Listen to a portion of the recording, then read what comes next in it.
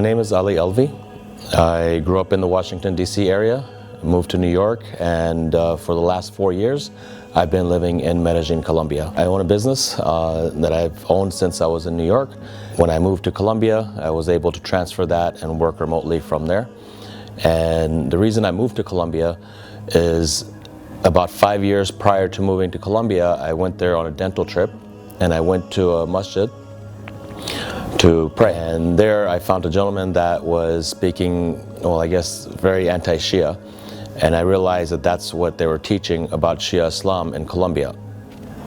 So I was talking to my friend, and I said that someone needs to do something about it. And right away, I thought, why not me?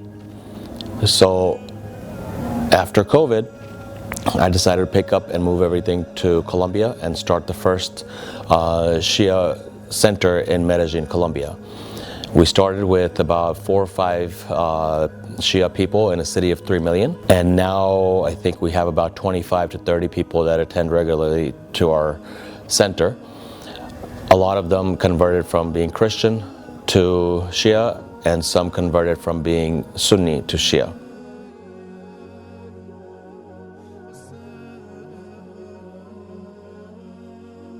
Initially, the first time I came was several years ago, and I didn't know what to expect. I was told to go, it would be amazing, and I had never been in such a large crowd before. So when I did arrive, I was overwhelmed. And then as the days kept going, hours kept going, I started to become more comfortable. And even though I don't speak the language, I don't understand what anyone's saying when they speak to me, but I feel like I'm home. So that's what it turned into, is really an experience coming back home, even though I'm not from there.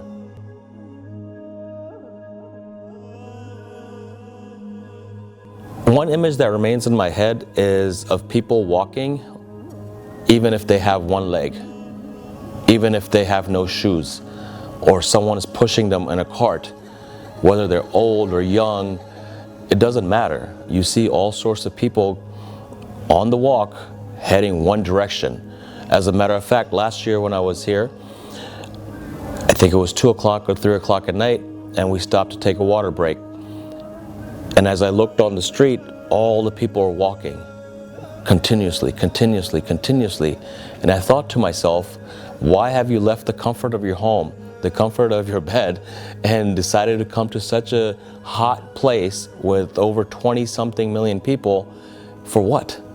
What drives you, and where are you going? And it's a common goal that everyone has, is everyone is going to Imam Hüseyin alayhi salam.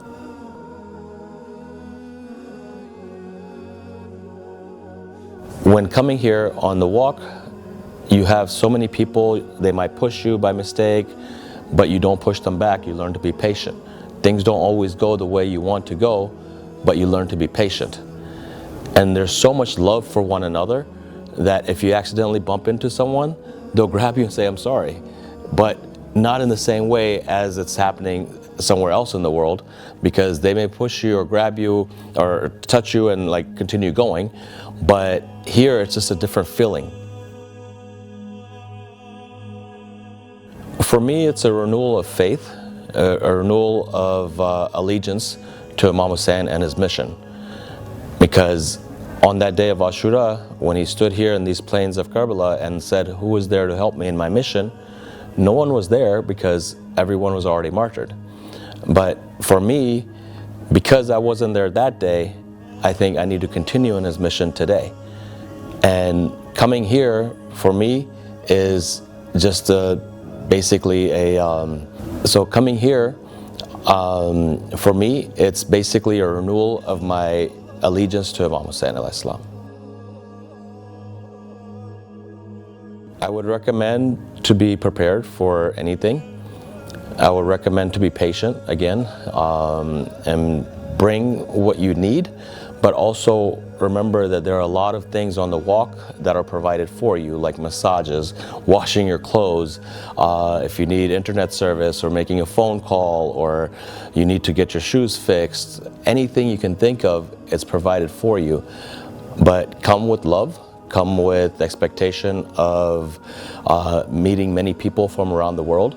It doesn't matter what religion, it doesn't matter what background, what culture, it's all for the same cause, and it is the cause of Imam Hüseyin alayhi salam.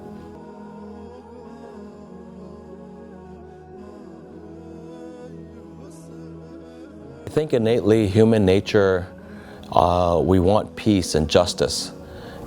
And by coming here, we see that. And we see that Imam Hussein alayhi salam stood for peace and justice. And regardless of what religion, we all strive for that. So coming here, I believe it's more of a march for justice and love and tranquility.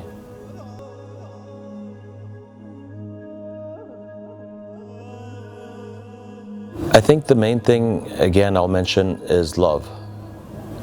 And when we were walking from Najaf to Kerbela this time, after we had entered Kerbela, randomly a gentleman came over and asked me where I'm from because he saw the Colombian flag on my back. And I told him I'm from Colombia.